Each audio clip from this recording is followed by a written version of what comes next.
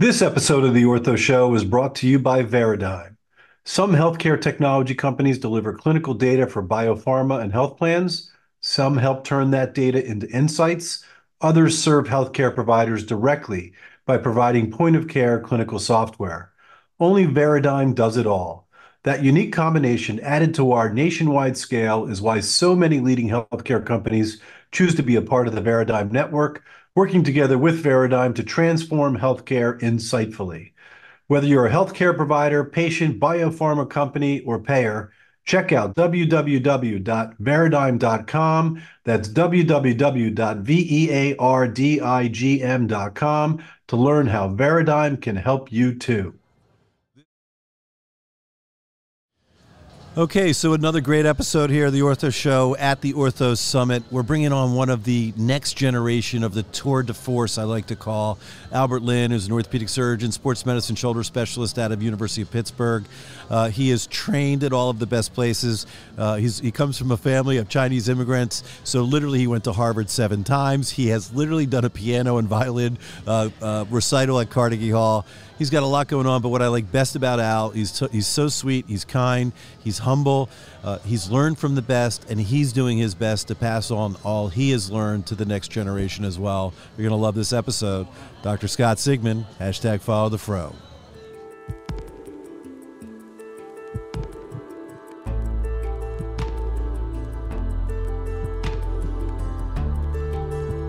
From Medical Media, this is The Ortho Show.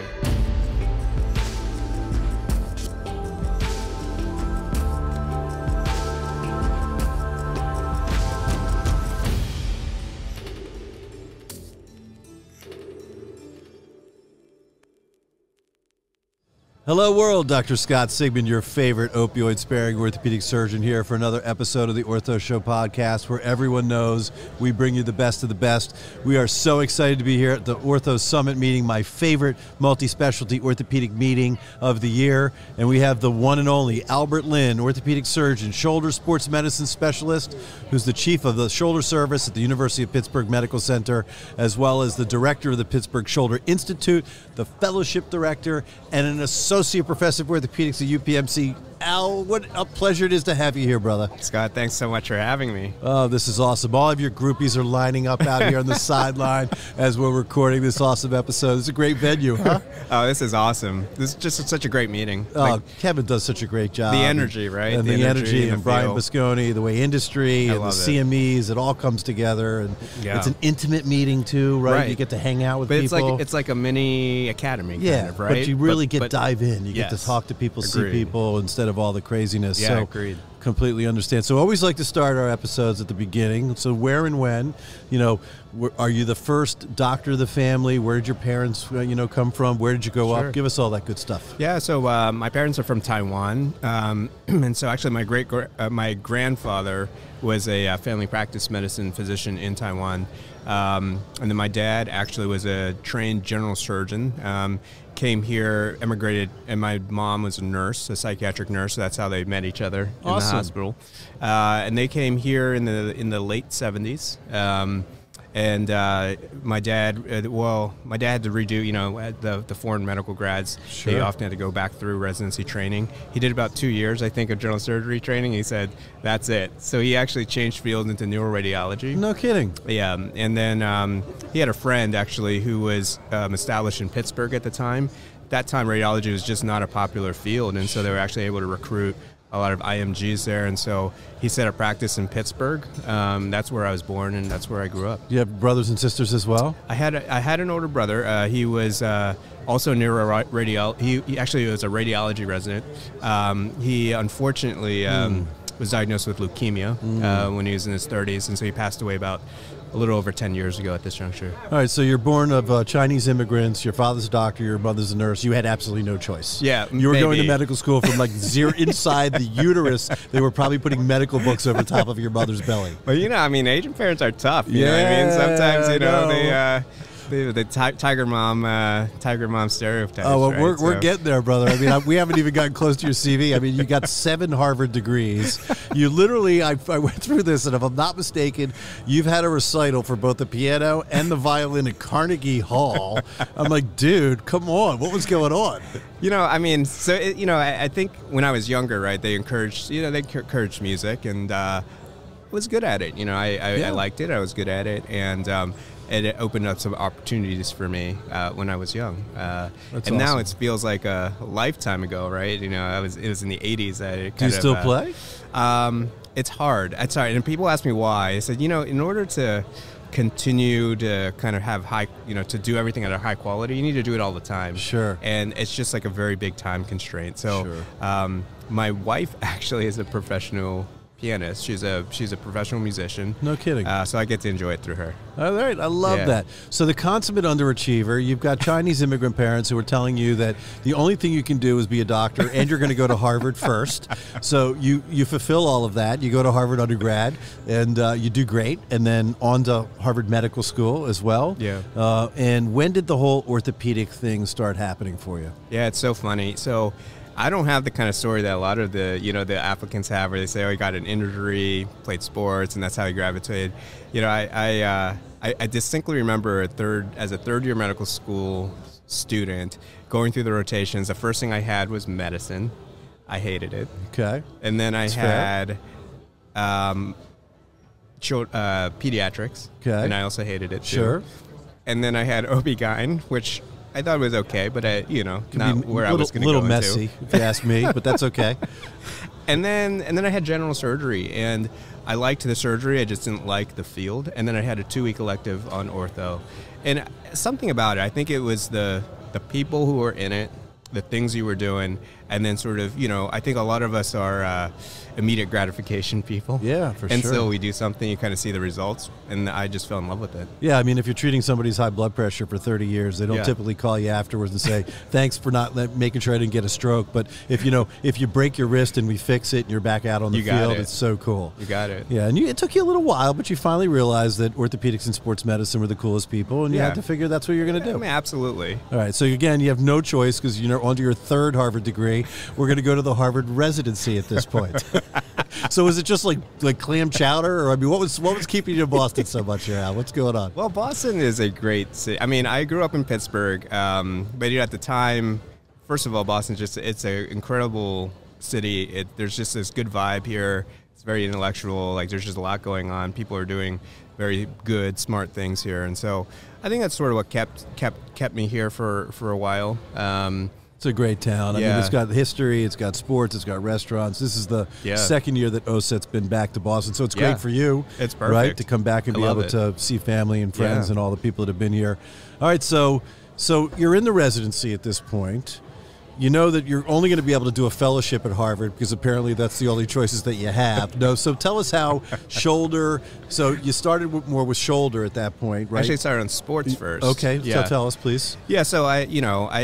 Oh, you did a fellowship at Pittsburgh. You went to. I did. Okay, I did. So. All right, perfect. I mean, sports is just if you can't do sports and you just try to sometimes if you're into sports, you try to find someone to be in that venue, and sports medicine was sort of the way, and and growing up in Pittsburgh, Freddie Fu is just he's just a legend, a monster in Pittsburgh, and so I kind of always grew up with that already in the background, and actually went to school with his kids, and so I had always had an opportunity to see Freddie when I was younger, and kind of shadow and do all these things, and and you can imagine that kind of experience, like, kind of imprints on you. So you had interaction with Freddie. Oh, yeah. In like high school. Yes, yeah, for sure. Yeah, because his son Gordon is actually 2 years older than me, and we were on the same lacrosse team. Fantastic. Was he with Smith and Nephew? He was with Annika, and then he's now over with Arthrex now. Okay, with Arthrex. Yeah. There we go. Yeah, Gordo's a great guy. So this is like Donnie Buford. I don't know if you know that, but Don Buford spent time at Skelly with Steve Snyder in high school. Yeah. And that's where the Buford complex came from. Yes. Do you know that story? I actually did not know that story. So literally the Buford complex comes from Donnie Buford, spending a high school year with Steve Snyder at SCOE. Amazing. They came up with this anatomy. They saw it was unique, and Dr. Snyder decided to call it the Buford complex. Yeah. Crazy, right? That is awesome. And even like Seth Sherman, we have all these great guests. Oh, yeah. The Sherman classification for Yeah, ACLs. yeah. Do you know that's Seth's father? Yes, I do Okay, know. good. I do All know right. that one because All I right. know Seth. Seth and I are kind of contemporaries in some ways. Sure. And he's over on the knee side, obviously, but Seth is great. He's Great guy. No, he's so fun. He's a dynamo. Oh my God. A machine de guerre, which is French for, a machine of Yes. war, will not stop. Force of nature. I love it. And then we have so many great guests that are like that as well. So you're with Chris Harner. You're with Yep. Freddie Fu, having an amazing year doing sports. Yes, it was just this great year. You're right, with Freddie and with Jim Bradley and Chris Harner, had a great year. And amazingly, when I went back to, so you had to decide on your sports fellowship, during your fourth year. My very first rotation as a fifth year was with JP. Sure. And up until that experience, I actually had not had tons of shoulder experience as a resident, didn't really know what it's about. And I just distinctly remembering, hey, this is really cool. And then thinking to myself, do I really want to do another year of training? But ultimately, I think it just made sense. It just made sense. The crimson was drawing you back. So you have this amazing sports medicine fellowship year with that. By the way, was Antonia Chen, was she on staff down at UPMC at that point? No. So when I joined practice, she was, I think, a chief resident. Okay, got it. Yeah, so I'm slightly... Another tour de force. Oh my God, yeah. Antonia is a tour de force. She's absolutely amazing. Yeah. All right, so you don't have enough education yet, so you decide to come back to Boston. You're working with JP, which is obviously an amazing experience. Yeah. Now, was Larry Higgins still around? Yep, Larry was there. Had a great experience with both of them. Who were your co-fellows? Louis Shee. Okay. Mike Freehill. Yeah, we just had Mike on the show a couple of weeks ago. I listened to the podcast because someone mentioned to me, say, hey, your buddy give you a nice little shout out. You got a shout out, bro. We love our shout outs and here he's at the Ortho force Show. Too. Mike is awesome. Yeah, he's recreating baseball for sure. Oh my God. And Arnold Alquiza. Yeah, awesome. So an Brigham. amazing year. A great year. Training with absolutely the best. But you're not done. But at least you're going to move out of Boston for a little bit. So you go over to France for a little bit, right? You take a small belt with Niels Walsh. And so tell us about that. What an experience. I'm sure. I mean, all the guys now that can't do it because he's retired, I feel like I just had this amazing opportunity to do that. And this was about 10 years ago, so he was still doing tons of cases. But it was just, anyone who knows Dr. Walsh, he's just an amazing guy. He's nice. He's very honest about his work. He's an amazing surgeon. To be honest, we all have like our sort of our idol superheroes. Yeah. He's definitely sort of my orthopedic, hero. It's amazing to me because we've had so many iconic figures across all subspecialties in orthopedics, and the first thing that comes to mind is someone that is that accomplished and doing so well. Is that you would think they might not be approachable. Yes. Right. And it would be like, well, I'm not going to go talk to that individual. I'm not going to because I'm scared of what they might say. Yes. But at the end of the day, so many of them are so nice. I know. They're just so genuine. They want to share. They've learned so much, and they want to pass it on. Right. Oh my God. Well, I'll tell you a great story about him, and I've told this to the way he was to me. We were able to, he is just a great guy, and he connects with many people. And I felt like when I met him, we connected over certain things. It was some things, tragedy of my brother passing away, and his son had passed away not that long ago. So we kind of connected over that. But, one of the weekends he had to travel, and I said, Dr. Walsh, do you mind if I go over to Annecy to go see Laurent Lafosse? And he said, no, you should do it. He said, take my car. And I said, no way. I was like, I can't read French. He's like, no, we just put the English on the GPS. And I said, no, I can't do that. He's like, actually, you take my car and you stay at my house in Annecy. And I said, I definitely can't do that. And he said, no, I insist. Oh, I love it. And So I didn't mean, even know that he had a house in Annecy, which is yes. one of the prettiest places on the planet. He let me take his car. I I stayed at love his it. house for, over the weekend. His wife stocked the entire fridge. I love And it was like the most generous thing. I was just blown away. So we just had Rick amazed. Mattson on, and his episode actually aired today, and he tells a very similar story how he came to work with Charlie Neer to learn about the Neer prosthesis, and Charlie Neer put him up in his house for 3 months while he was doing his traveling fellowship. So I guess to our listeners out there, right, our younger listeners out there that are really seeking out like a path or mentors or people that they may, you got to ask, because guess what? They're probably going to say yes. Yeah. So reach out and make that introduction, right? I agree. All right. So listen, man, you're in practice for 10 years now or so? Yeah, I just completed my 11th year in practice. All right, so you're like crushing it. You're at every society meeting. You're on every panel. How do you build that for our listeners as well? How do you get a part of this? How do you become part of the conversation? Yeah, I mean, I get this question a lot from either some of our fellows or residents who are interested in trying to kind of build a research machinery. I think it really starts first with a general passion of wanting to do it, because when you start practice, you don't have, I used to see Dr. Fu with 30 fellows around him, and I'm like, wow, how do you get something like that? Well, you start with something that you can manageably do small, right? You do case reports, or you look up your partner's patients and say you have an idea, and you kind of just build it there. And I think really what started it for me was we had my PA at the time, her cousin was in undergrad and was very interested in going to medical school, and needed to take like a gap year because she didn't do a medical school prerequisite. She didn't know she wanted to go into medicine.